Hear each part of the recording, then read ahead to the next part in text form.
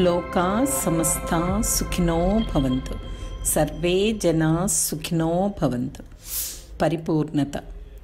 సులభతర కుండలిని యోగ సాధనలో ధ్యానము, ఆత్మ పరిశీలన, సద్గుణ మార్గము మరియు పరిపూర్ణత ఉంటాయి. భ్రమతెర తొలగి పూర్ణమైన ఎరుక కలగగానే ప్రాణశక్తి మీద మనస్సు లగ్నమై ధ్యానం మొదలవుతుంది.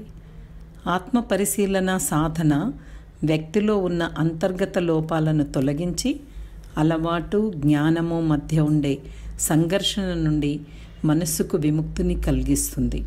సాధకుడు సమాజంలో తన పాత్ర గురించి, తన బాధ్యతల గురించి సరిగ్గా తెలుసుకుని వాటిని సునాయాసంగా నెరవేర్చగలుగుతాడు. తురీయాతీత ధ్యానం ద్వారా వ్యక్తి తాను బ్రహ్మంలో ఒక అంశమని గుర్తెరిగి సద్గుణాలను పెంపొందించుకోగలుగుతాడు. తదనంతరం పరిపూర్ణత కలిగి అతడు నిరంతరం దైవపు ఎరుకలో ఉంటాడు. సమస్త వస్తుజాలంలో దైవపు ఉనికిని గుర్తిస్తూ ఏ ప్రాణికైనా హాని చేయాలనే తలంపు లేకుండా ఉంటాడు.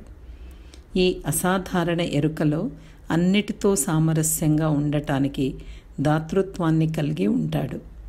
మనస్సు యొక్క ప్రకంపనలు అంటే ఫ్రీక్వెన్సీ సూక్ష్మ స్థితిలోకి వచ్చినప్పుడు మాత్రమే మనస్సుకు మూలమైన ప్రాణశక్తిని అనుభూతి చెందగలం. బాహ్య విషయాలతోనూ సౌకర్యాలతోనూ మనస్సు ముడిపడినంతకాలం మనోతరంగాలు అధోముఖంగా మూలాధార చక్రం వైపుకు వెళ్తాయి. కుండలిని యోగ సాధన ద్వారా మనస్సును సూక్ష్మ స్థితిలోకి తీసుకువెళ్ళాలంటే దానిని క్రమబద్ధం చేయాలి. తత్వజ్ఞాని వేదాద్రి మహర్షి.